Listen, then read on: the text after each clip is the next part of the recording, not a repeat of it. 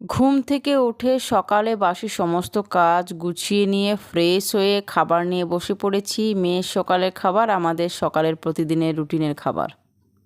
আজকে অ্যালার্ম দিয়ে রেখেছিলাম ঘড়িতে সকাল সকাল ওঠার জন্য। কয়েকটা গাছ আছে গাছগুলো লাগানোর জন্য। তো বৃষ্টি প্রতিদিন রেগুলার হয়ে যাচ্ছে, বৃষ্টির জন্য গাছগুলোর কোনো ব্যবস্থা করতে পারছি না, কাদা হয়ে যাচ্ছে।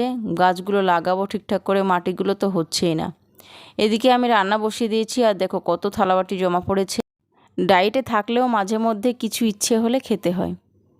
দুপুরে একেবারে ভাত খেতে হবে, তো ওই জন্য মেয়ের খিদে পাবে, ভাবলাম যে কিছু বানিয়ে আমরা তিনজনে খেয়ে নিই। তো মেয়ে বরকে দিব, আমি খাবো। পুরো রান্না শেষ, কমপ্লিট হয়ে গেছে, সমস্ত কাজ গুছিয়ে নিয়েছি। খুব তাড়াতাড়ি কাজ গুছিয়ে নিয়ে আমার ডিউটি করতে হবে। ডিউটি এই যে মেয়েকে পড়ানোর। আর 2-3 দিন পরেই মেয়ের এক্সাম শুরু হবে।